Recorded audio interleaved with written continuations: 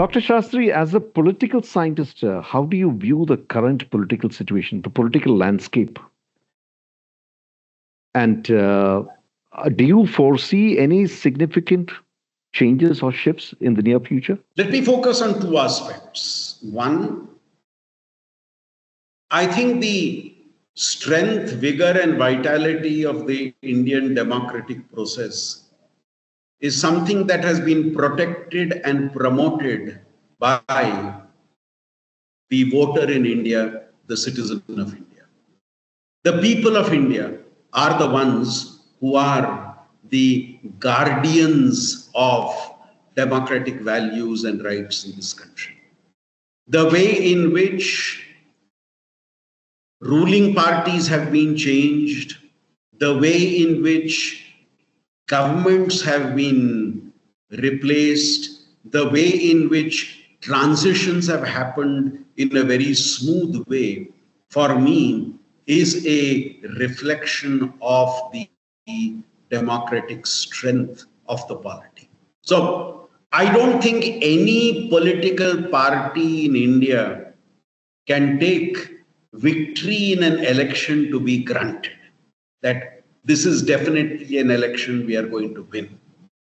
And parties which have done that have actually had to suffer the consequences of victory being snatched from the, defeat being snatched from the jaws of victory. Now, we have seen this happening many a time across the political spectrum. So today, the real strength of Indian democracy, the real strength of the Indian electoral process is this wisdom and sagacity of the Indian voter. When Dr. Rajendra Prasad was asked as the chairman of the Constituent Assembly that providing universal adult franchise at that point of time, was it the right decision? And he went on to say, it is an article of faith in the wisdom of the people of India. And what he did say at that point of time, I think has proved the test of time. So for me, that is point one. I look at Indian democracy very positively. Not that there are no challenges. There are challenges. There are multiple challenges. For me, the biggest challenge that has come up today is the strong polarization that you are seeing in the country. You are either on this camp or on that camp, or people view everything from the political color that you have in the spectrum of politics today. And again, for me, this polarization has resulted in something which goes against the grain of what you and I as researchers believe. You and I as researchers believe that you look at data and then arrive at your conclusion. You look at data, analyze your data, and arrive at your conclusion. But what has happened because of this polarization, deep polarization today? Today, what is happening is you have a conclusion and then search for data to justify that conclusion. Your conclusion is already there. You have decided you want to back X party or X leader or Y party or Y leader, and then search for data to justify what you want to do. Now, this for me is a huge, huge challenge today in the working of Indian democracy, which we need to collectively as a nation address. The second point I'd like to make is the real strength of Indian democracy lies in the fact that we are a culturally ancient society with a young population. Our average age in the country is 28.8. The average age in India is 28.8. And which is the envy of a lot of countries in the world, to especially have such a young population. But which is also a challenge. Now, are we doing enough to be able to provide the right skills and knowledge to this younger generation? Is the question. People say that by 2035 or 2040, 40% of the employable population in the world will be from India. Now, are we preparing that generation which will become the employable population in 2040? We will have 1 billion people in the workforce by then. Are we getting them ready? So are we trying to build on our demographic dividend? Or does this demographic dividend become a demographic disaster? That question. So I think this is the challenge. Are we really addressing the aspirations, the anxieties, the expectations of a young generation? Now, I'm also one of those who would say we need a Viksit Bharat, that when we reach 2047 after 100 years of independence, we should be a country which is recognized as among the leading countries in the galaxy of nations. But then, are we doing the preparation that we need to do in 2025 to achieve what we dream of in 2047? Now, that question for me is a extremely important question. This whole question of a Atmanirbhar Bharat, a self-reliant India. Jayan, you know where that self-reliance begins with? So Gandhi, right? Something that Nelson Mandela and Gandhi spoke about, the emancipation of the mind. Right. Atmanirbhar Bharat is about the emancipation of the mind. Self-reliance is about self-reliance in our thinking. Other things are necessary, yes. Import substitution, export promotion, make in India, yes. All that is necessary. But most important is this emancipation of the mind. This is what Bhagavad Gita also talks about. This is what Lord Krishna talks about when he advises Arjuna, that emancipate your mind from thoughts which do not allow you to move forward. Now that, I think, for me, is the biggest challenge that the country faces today. Yeah, yes, sir. So I just wanted to ask you about this. How has social media influenced the political fabric of the nation, the political statements of the day, the political changes of the day? Has social media played a positive role or a critical role there? Now, there is no question of doubt that social media has become an important player in shaping attitudes and preferences. But studies that I have been part of, several studies which look at the impact of the media on politics and how does social media shape political attitudes. We seem to find one interesting trend, Dr. Jain, which is social media reinforces attitudes, but does very little to change attitudes. Now, what do I mean by this? You receive a message on social media. You read it.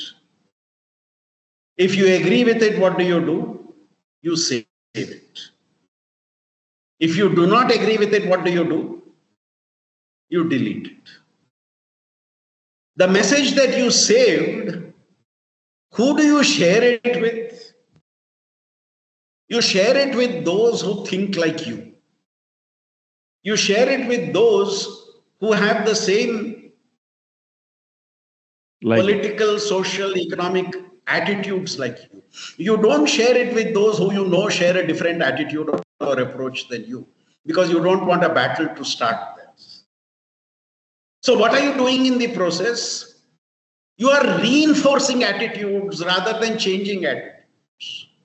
So this is like an echo chamber.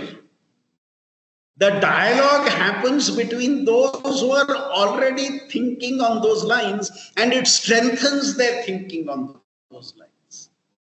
I'm yet to see a strong way by which social media changes attitudes. What social media today is doing is reinforcing, and I'm specifically talking of political and social attitudes here. Now, if I use social media for entertainment and all that, that's a different issue. But is social media changing political and social attitudes? I'm still waiting for evidence to indicate that. For me, what evidence shows is that it leads to strengthening existing attitudes rather than changing attitudes. All right. So, to shift focus from here, I just wanted to speak about the regional parties. The role of the regional parties has been increasing. I mean, it has asserted its role in the political landscape, in the formation of state governments, and of course, the state parties have played a pivotal role in the formation of the central government also, as we can see with the TDP and with the JDU, which formed vital components in the present alliance. So, what do you think of the regional parties taking shape? Is it a good sign for Indian federalism as such? Jain, you would have read my writings in the last I did. 15 years.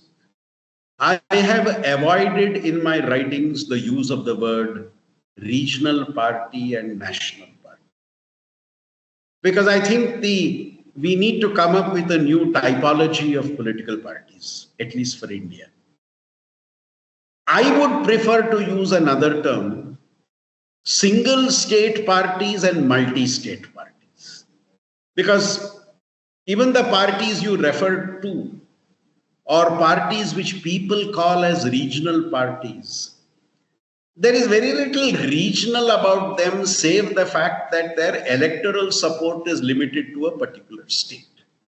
That their electoral support is limited to, let us say, Telangana or Andhra or Odisha or Bihar or any one state. So I would prefer to use the word single state party and multiple state parties. Now, that also avoids the debate as to who is a national party. In how many states does a party need to be there to be called a national party? Now, the BJP has a strong presence in North India, Central India, West India, and now emerging in East India. But in South, save Karnataka and to a certain extent Tamil Nadu, you really do not see a strong presence of the BJP. May change in the years to come. Now, on the other hand, the Congress is the third or fourth largest party in some of the biggest states of India, like Uttar Pradesh and Bihar. So, how do you define the contours of a national party today? See? So, I am one of those who believes the nature of politics is shifting, and I would prefer the typology of single state parties and multi-state parties. Multi-parties. Okay. Now, in the case of a single state party, what is happening is, because the influence of that party is limited to a particular state, that party is more interested in the politics and the development of that particular state. Now you see the TDP and the JDU, who are part of the NDA today. Now, both those parties are perfectly okay with a limited role in the federal central government. They have very few ministers at the central government, but they are more keen on the politics at the state level. Be it Chandrababu Naidu or be it Nitish Kumar, their focus is very much on state politics, the resources that the state gets, the importance that the state gets, the preference that the state gets in terms of the treatment from the center.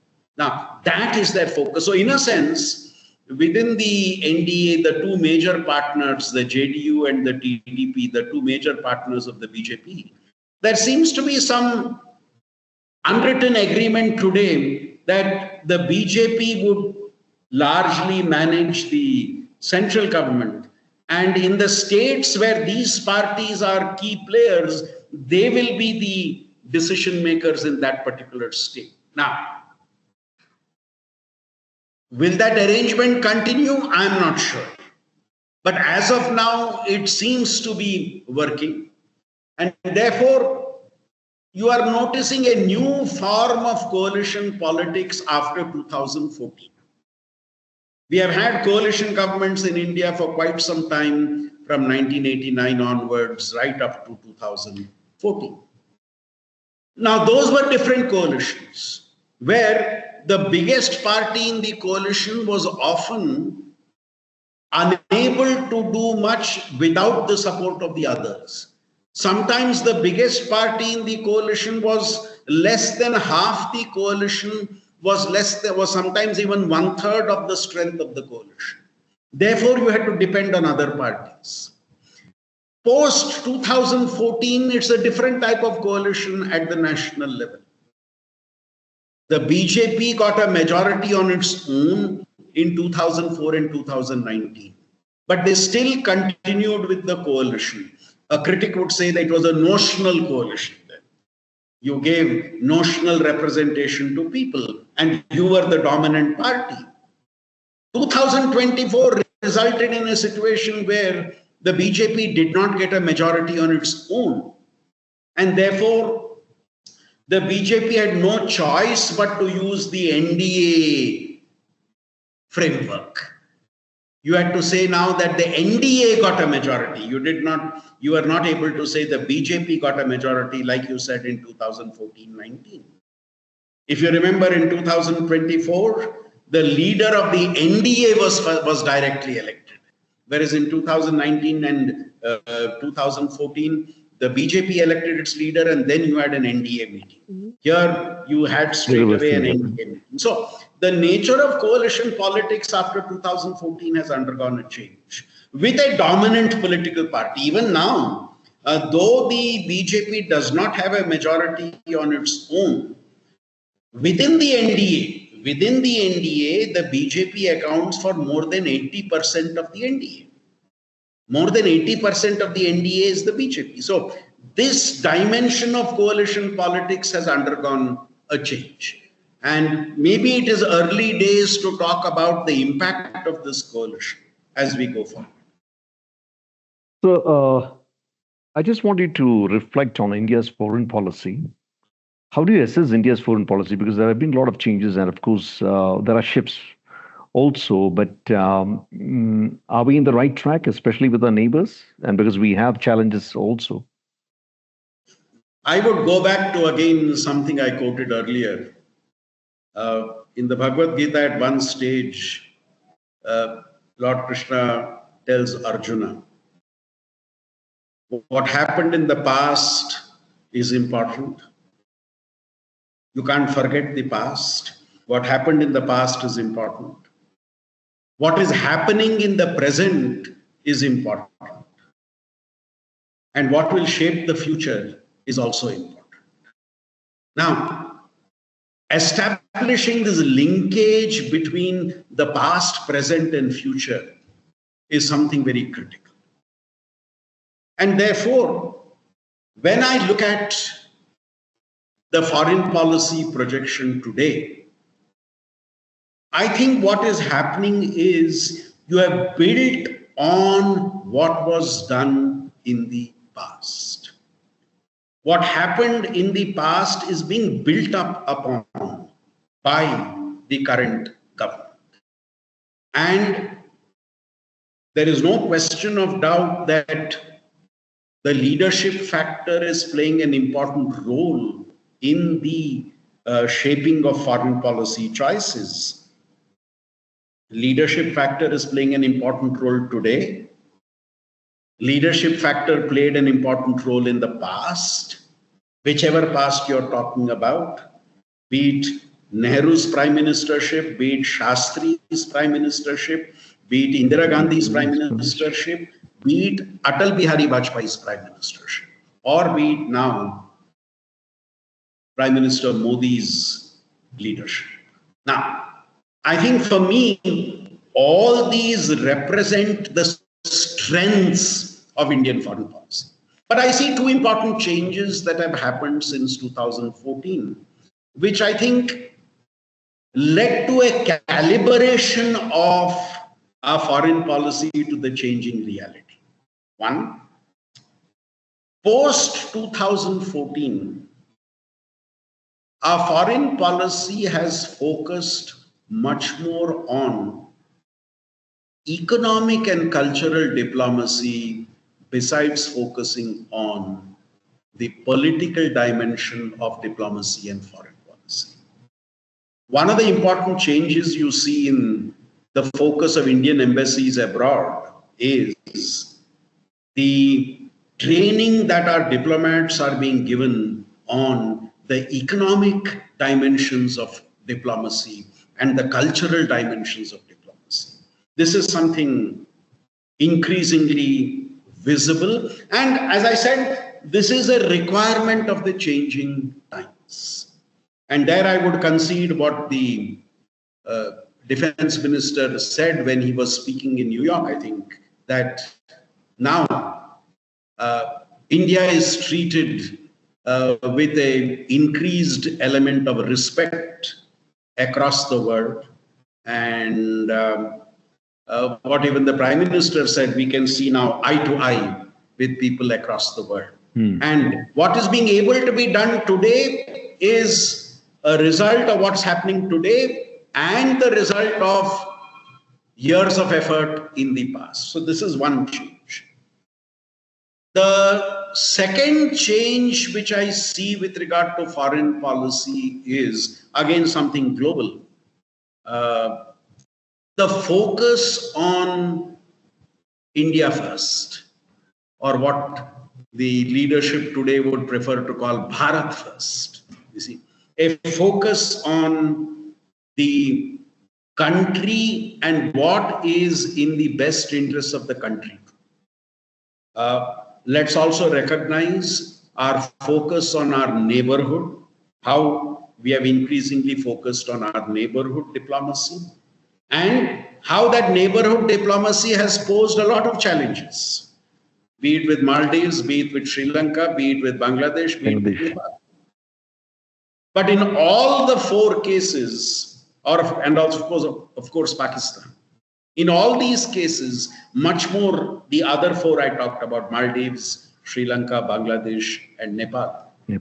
In spite of serious differences being expressed, I think the fact that we have come to the support of these countries at critical times, though there have been moments when it looked as if the relationship was passing through a bad patch, there have been returns to what we could call more cordiality or the hand of friendship being stretched out. Now, you would see that happening. You have seen that happening over the last decade, these ups and downs in the relationship with neighbors. So now, with India seeking to emerge as an important player in the politics of the region and politics at the global level, this is something bound to happen. So I would see these two broad trends in the way our foreign policy is shaping up. So, thank you for that input. We are almost coming towards the end. I just have a last question. So, is there a risk of delimitation being politically motivated? The delimitation. Is there a risk of? I couldn't hear you. The delimitation bill, which is coming. There is the southern states have expressed their view. The chief ministers have spoken about that in terms of the representation which is going to come into the Lok Sabha, the southern states stand to lose in terms of the numbers of the seats to the Lok Sabha. What is your assessment on that? Now, you have had the conclave at Chennai called by the Chief Minister of Tamil Nadu, making a major issue of the whole move towards delimitation and its implications. Now, 2 points on that. One, because we have not done the census in 2021, because that was during COVID-19, we still have to do the latest census operation. We are not too sure when that will happen. Will it be 2026 or when it will happen? But once that census happens, the whole question of the delimitation exercise, the constitution of a delimitation commission, and then a decision on what would happen to the number of Lok Sabha seats, one, and then the distribution of that Lok Sabha seats would be a question that would come up. Now, the last time this exercise was done, the Delimitation Commission took the decision that we will go by how many seats were allotted to every state as per the 1971 census. So if Karnataka had 28 seats, if Kerala had 20 seats, if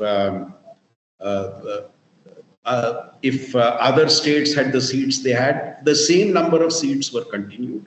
The only thing we did was you had a redistribution of the boundaries of parliamentary constituencies within a state, which means there is a variation in the number of voters in every Lok Sabha constituency between one state and another state. But within a state, you have more or less parity in the number of voters in every Lok Sabha constituency. Now, the question is, when you do the delimitation exercise in 2026, will you redistribute the seats based upon the new population figures? Because if you look at the 2011 census, I'm not talking of 2026 because that is still to happen. If you look at the last census operation, which is 2011, if you go by the population figures of that census, and if there's a big if there, if you were to redistribute the seats based on population, what would happen? South India and East India would lose certain seats, and the beneficiaries would be North India and West India. See, whatever exact proportion the South and the East loses goes to the North. Now, people have been made, the Home Minister also made this statement to try and correct the impression. He said, no state will lose seats. No state would lose seats was a assurance that the Home Minister gave, which is quite a welcome assurance. But once the delimitation exercise starts, we have to ask this question. Suppose you were to increase the Lok Sabha seats from 543 to, let us say, 880, which the current Lok Sabha can accommodate. Then, yes, all states, the number of seats will increase. Because the overall strength of the Lok Sabha is increasing. So it is right. No state will get less seats. Every state will get more seats.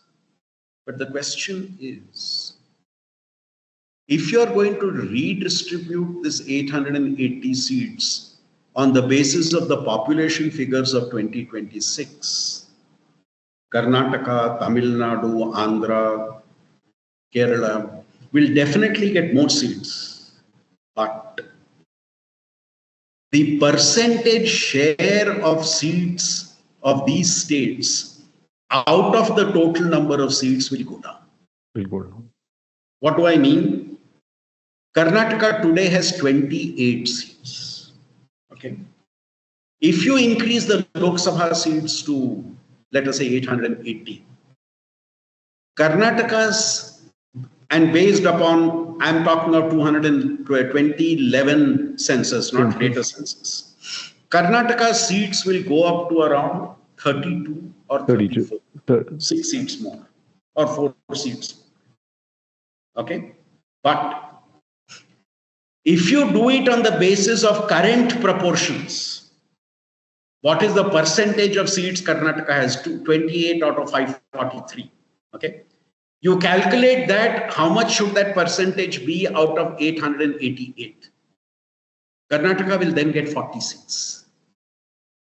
To retain that percentage, current percentage. So it's not just a question of increased seats. In a bigger Lok Sabha, would the states of the south and the east retain the same percentage of seats that they get? Now, Okay, that is the point we need to look at, because increase of seats will happen. Because if you're increasing the seats by nearly 330 seats, yes, all states will get more seats.